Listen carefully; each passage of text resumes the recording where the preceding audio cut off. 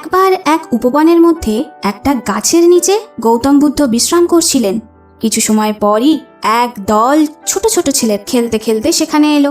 একটা আম গাছে অনেক রসালো আম ঝুলছে দেখে ওরা গাছের ঢিল ছুঁড়ে ছুঁড়ে আম পাড়তে লাগলো। হঠাৎ এমন আওয়াজ যেন মনে হলো কেউ আঘাত পেয়েছে। তারা একটু এগিয়ে এসে দেখে যে গাছের অন্যদিকে বসে আছেন গৌতম বুদ্ধ।